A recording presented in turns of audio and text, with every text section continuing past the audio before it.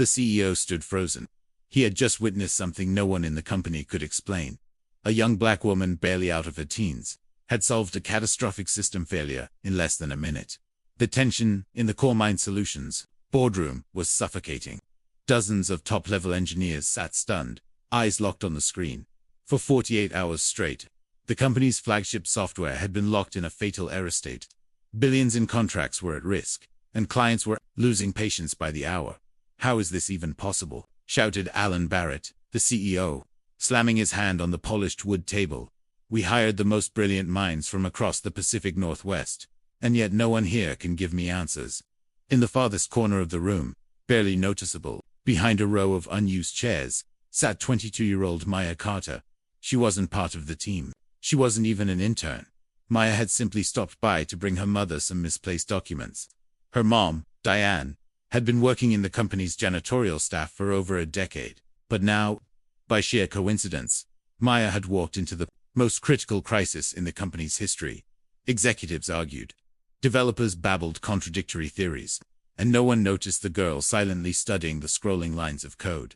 Maya's eyes moved with quiet focus. She had trained herself in the late hours of the night, learning programming through free online tutorials while working two part-time jobs in a blink. She spotted it. A small syntax mistake, buried deep in the authentication module. A tiny, extra bracket that had triggered a runaway security loop. "Excuse me," Maya said quietly, raising her hand. A hush fell over the room, as if someone had hit mute on the chaos. "Have you ever experienced something like this? Tell us in the comments, and let us know where you're watching from. Your story might inspire someone to dot at the front of the room." Margot Lynn, head of engineering, and infamous for her cold authority, turned with a scowl. "Who are you, and why are you speaking during a classified review?" "I'm Maya. I came to drop off some paperwork for my mom." The stares pierced her like daggers, but Maya didn't flinch. "I believe I found the issue in your code," she added, her voice steady despite the tension. A wave of dismissive chuckles rolled through the room. The CFO, Leonard Grant, crossed his arms with theatrical irritation. "This isn't a game, miss. That system cost more than some nations' annual budgets. We don't need guesses from someone who's clearly not a developer." But Maya didn't back down. There was something unshakable in her gaze, a quiet strength shaped by a life full of obstacles and quiet victories. "I'm not asking you to believe me," she replied. "Just check line 347 in the security module. There's a closing bracket that shouldn't be there." Silence again. Barrett approached the console.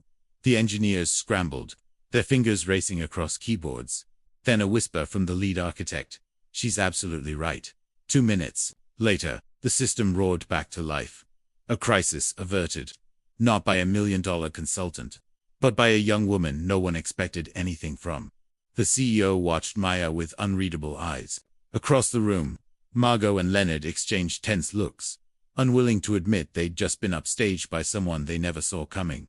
As the room slowly returned to normal, no one seemed to notice the faint smile that flickered across Maya's lips. It wasn't a smug grin, but the kind of smile that suggested this wasn't the first time she had defied expectations. There was something unmistakable in her stillness, a quiet certainty, a sharpness that didn't align with the label they had unconsciously placed on her, the cleaner's daughter. If you're moved by stories of quiet strength and resilience, don't forget to subscribe, because what unfolded in the following days would expose truths that would shake Core Mind Solutions to its core. In the days after the incident, the company atmosphere shifted. The story of the young black woman, unknown to most and uninvited to that meeting, spread like wildfire across departments. Some whispered in admiration, but many reacted with discomfort, and some with open suspicion. The next morning, Margot Lynn called a private meeting with her executive team. Leaning back in her designer chair, surrounded by diplomas from Cambridge and Caltech, her tone was anything but neutral. "Are you all seriously suggesting," she said, tapping her lacquered nails against the desk, "that someone with no credentials, no formal training, and no security clearance just spotted a critical flaw that our engineers missed? She had to have seen the code before," she added, her voice sharp. "Probably accessed this system through her mother, who has cleaning access to the offices after hours." Leonard Grant, the CFO, nodded eagerly. "My thoughts exactly," he said.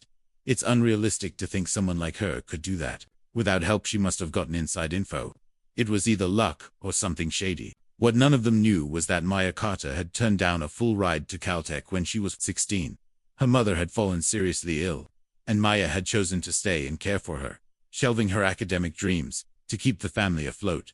For 6 years, she worked odd jobs, supported her mother, and taught herself advanced programming. By night, while Diane slept, Maya buried herself in online courses, coding tutorials, and tech forums. Under the username NovaCoreDev, she became a respected figure on programming boards worldwide, a problem solver, a mentor, a hidden genius. But at CoreMind Solutions, no one had ever heard the name NovaCoreDev. 3 days after the emergency meeting, Maya was summoned to Margot's office. It was the kind of room designed to overwhelm. Towering windows, polished marble floors, and art that screamed money. "Maya, please," Margot said, flashing a smile that didn't reach her eyes. "I just want to clarify a few things. I understand you are eager to help, but accessing sensitive information without authorization is a serious violation." Maya sat calmly, her hands resting in her lap. "I didn't access anything private, Ms. Lin. I simply watched the screen during the meeting. That's all." "Oh really?" Margot said, her tone soaked in sarcasm.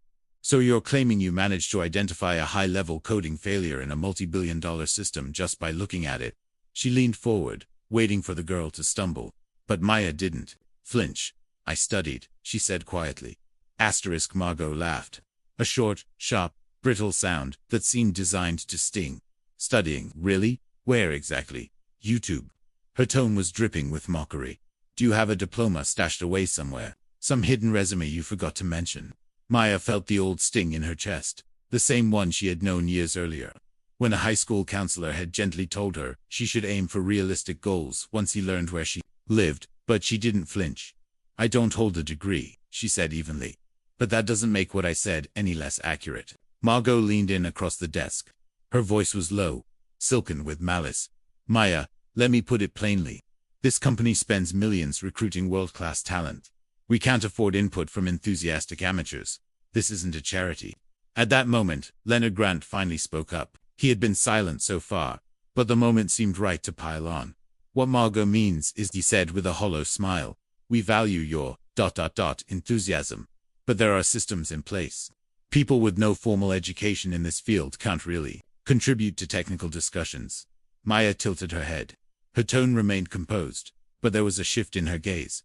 Something colder, sharper. "People like me?" she asked. Leonard blinked. He hesitated, sensing danger. "I meant people without credentials, of course." Maya nodded slowly, as though making a mental note. She had been through this before. She knew how to hear what wasn't being said. She had grown up decoding prejudice, learning to disarm it, or sometimes to weaponize it. "I understand completely," she said, rising.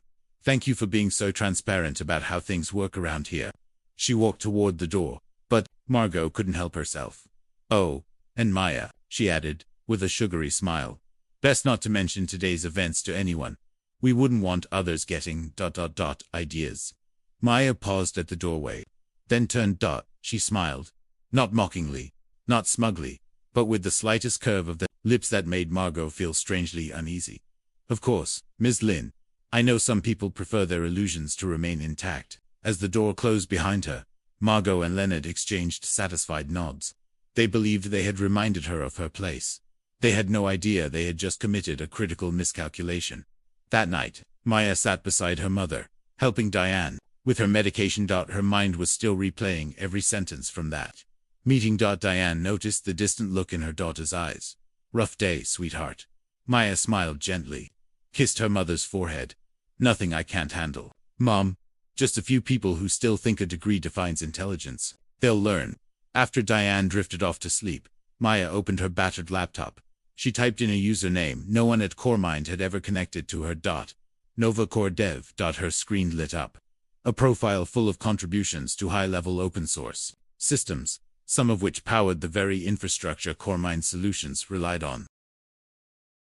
If this story of resilience and transformation moved you, subscribe to the channel, because sometimes, what others try to use against us becomes the very strength that lifts us above them all. Her online presence had always been discreet, but profound. Forum posts filled with brilliant code, elegant logic, and patient guidance, all signed by the same name, NovaCoreDev.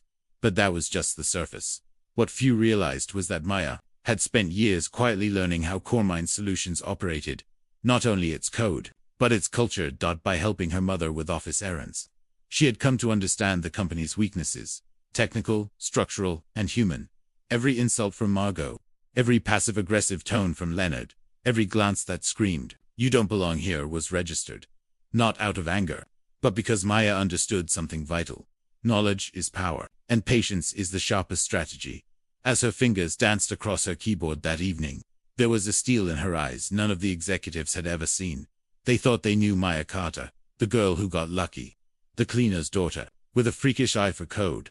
But they had no idea that some people don't just endure prejudice, they evolve into something unstoppable. In the 2 weeks that followed her tense meeting with Margot, Maya became quieter, but more deliberate.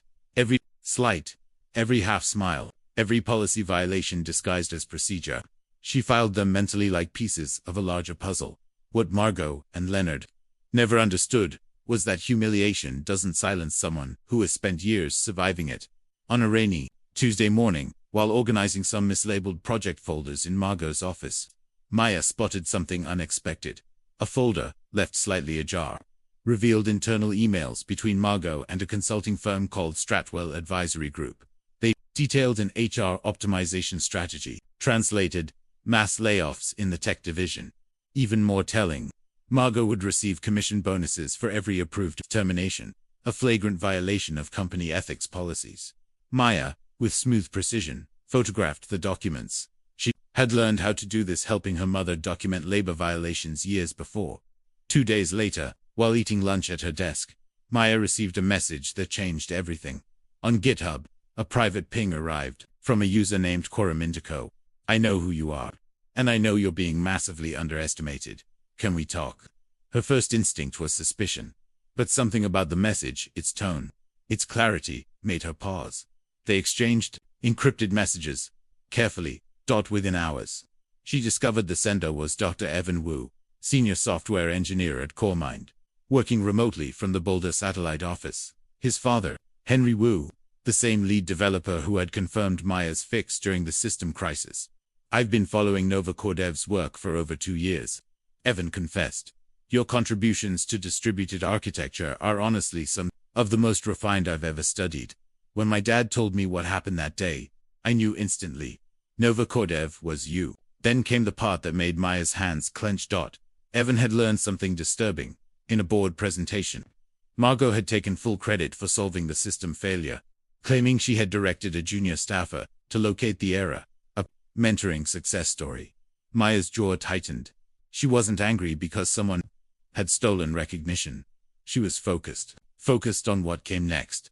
The official narrative, recorded in the company's internal reports, claimed that Margot Lin had personally led the system recovery. It was now being used as a cornerstone achievement in her campaign to become global VP of technology. "She's preparing her pitch," Evan told Maya. "In 3 weeks, she's scheduled to present the incident as a case study of her leadership and expertise." That's when Maya realized this wasn't about one person's ego or a single act of theft. It was a system, a machine designed to extract brilliance from the unseen and polish it under someone else's name. Margot hadn't just stolen credit, she was building a career out of erasure. But Evan had more. "There's chatter," he said carefully, "that she's manipulating the performance review algorithms to justify department cuts. If that's true, she's breaking at least half a dozen federal labor laws." Maya didn't respond immediately. She sat still, weighing the gravity of what she'd just heard. Then she smiled, not politely, not gently, a smile cold and deliberate. One that said, "It's time." "Evan," she typed, "do you have access to system logs for performance reviews?"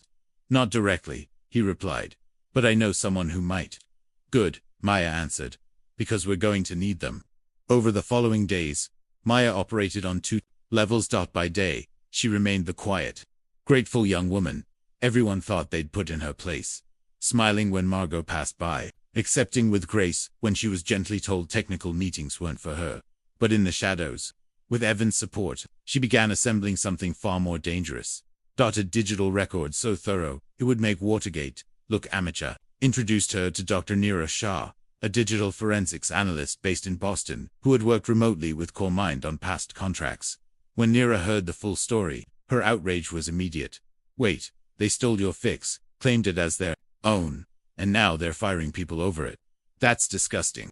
I have access to the full metadata chain. I can track down exactly when and by whom every file in the system was touched. The trio got to work. Evan unlocked access. Neera dissected the data. Maya coordinated everything from behind her quiet desk, never missing a shift, never tipping her hand. And what they found was worse than imagined. Margot hadn't just taken credit for Maya's breakthrough. For years, she had been claiming others' innovations as her own. Code authored by junior developers, temporary hires, interns, filed under lead Margot Lin. She couldn't even explain basic back-end structures, but had built a portfolio worthy of an industry award. And then came the most damning piece. The performance algorithm. It had been deliberately adjusted to downgrade the evaluations of Black and Latino employees, while consistently boosting the metrics for white executives, including herself.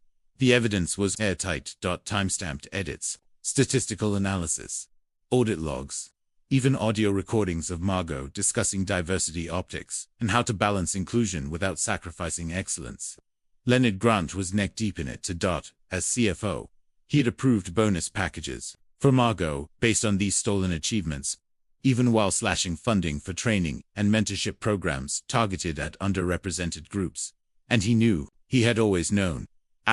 They built an entire ecosystem, Neera concluded, her voice cold with disbelief. Systemic intellectual theft packaged as corporate meritocracy. As the date of Margot Lin's big presentation approached, Maya was ready. Every file had been documented. Screenshots of code with timestamps, audio clips of prejudiced conversations, data analyzers showing algorithm bias, and even clear violations of federal civil rights law. But Evan had secured something even more powerful. The presentation is scheduled for next Thursday, he told her. It'll be streamed live to all global offices. Over 2,000 employees will be watching. Maya looked up from her screen. Perfect, she whispered.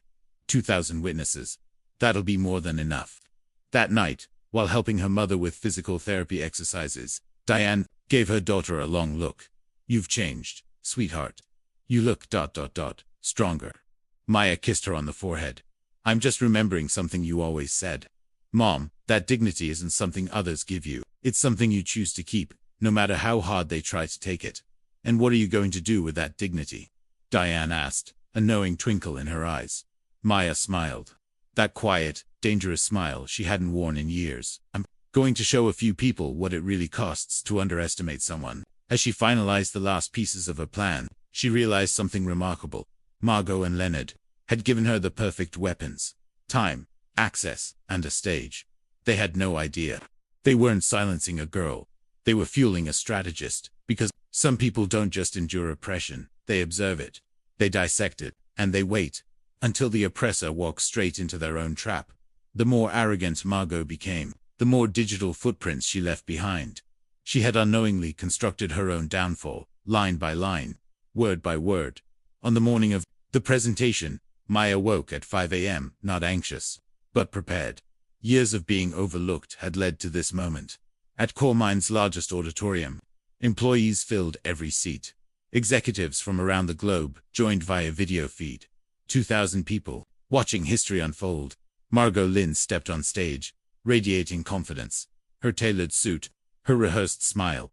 Ladies and gentlemen, she began, her voice echoing with rehearsed poise. Today, I want to walk you through how our strategic leadership rescued a billion-dollar system on the brink of collapse. In the back row, Maya sat quietly.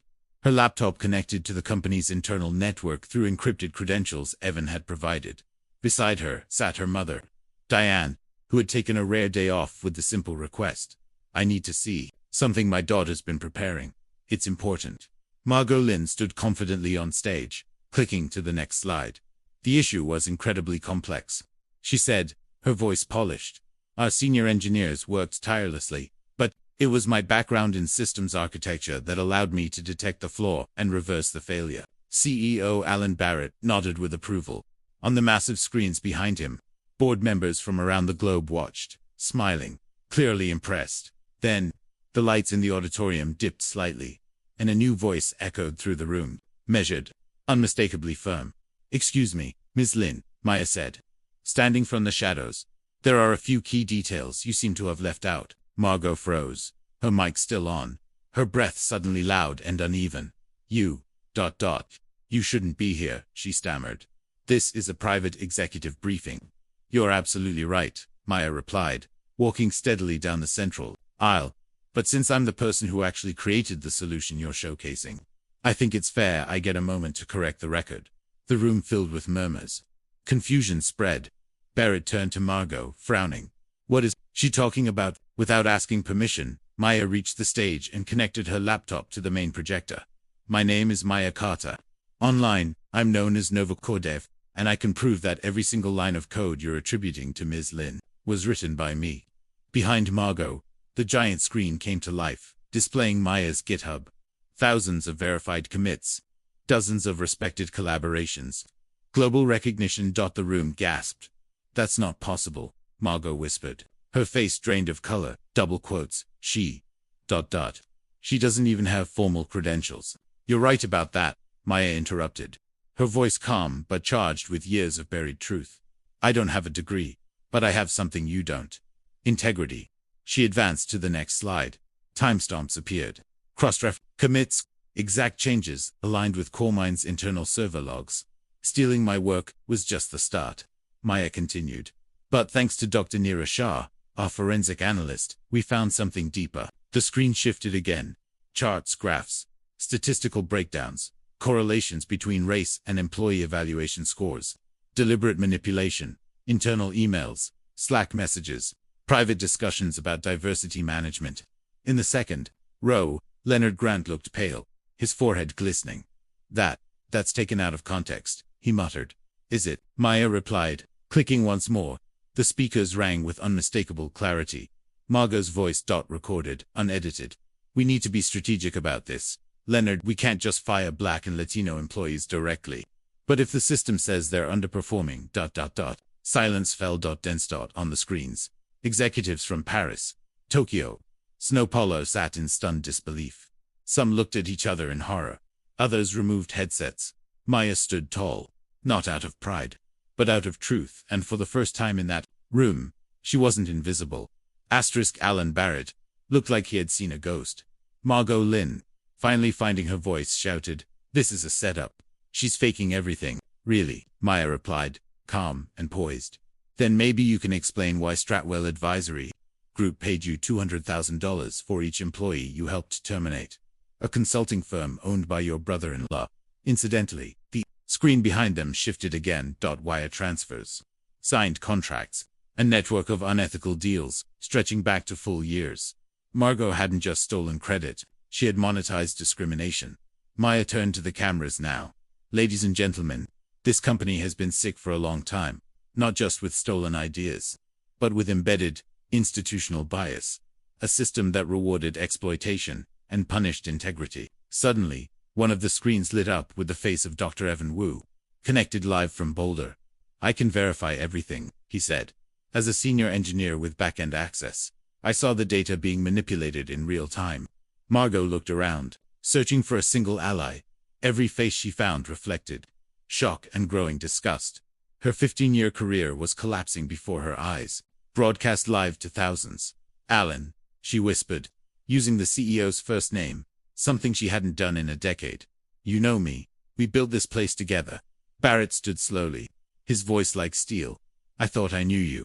But the person I knew would never steal from a gifted young woman and then lie to destroy her." Maya stepped toward the microphone one last time. "I didn't expose this out of spite. I did it because I believe companies like CoreMind can become more than machines of hierarchy.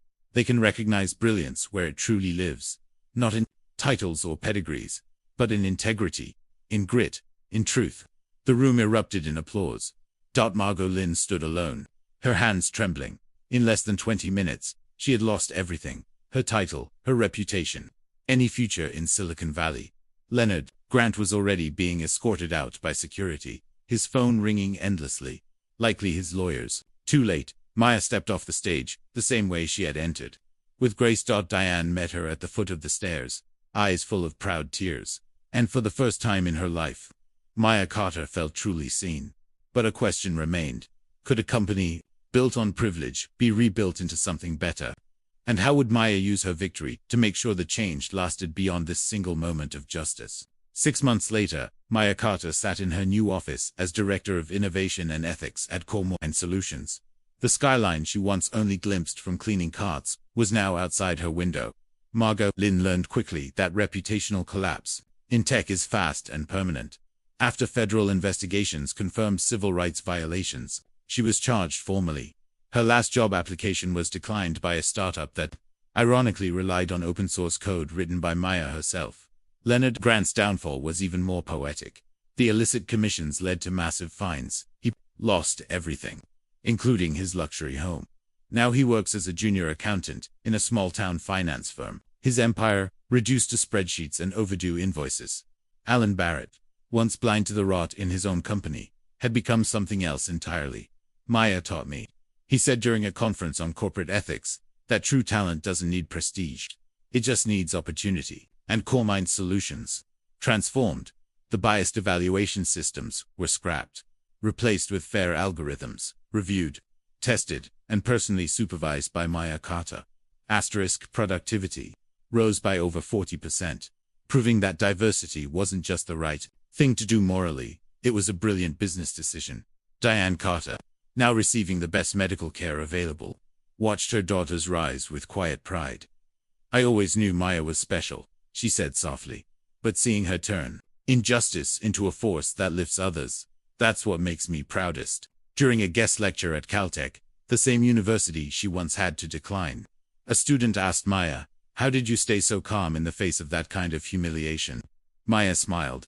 "Because I learned that anger only burns the one who carries it. Intelligence, patience, and preparation, those are the real fuels for lasting change." Shortly after, she launched the Open Path Initiative, a scholarship and mentorship program for young developers from historically marginalized communities. Within its first year, the program had already trained hundreds of coders, now working at top-tier tech firms across Silicon Valley. The best revenge, Maya once said, is not tearing others down. It's building something so undeniable that the barriers they built become irrelevant. Meanwhile, in a small rented apartment, Margot Lin watched a news feature on Maya's global success. And for the first time, she fully grasped the weight of her mistake. She hadn't just underestimated a young woman. She had misread a force of nature, disguised as humility. Maya's journey proved something deeper. That some people don't just survive prejudice, they turn it into a launchpad for transformation. While Margot faced the fallout of years of systemic discrimination, Maya was quietly building bridges to a future where brilliance would be recognized regardless of zip code, skin color, or resume. Cleaning lady's daughter had become a visionary, the architect of a new tech paradigm. And she had proven that true revolutions happen when intelligence meets opportunity. That underestimating someone isn't just wrong, it's the most expensive mistake you'll ever make. If this story of resilience and transformation moved you, subscribe to the channel, because sometimes, what others try to use against us becomes the very strength that lifts us above them all.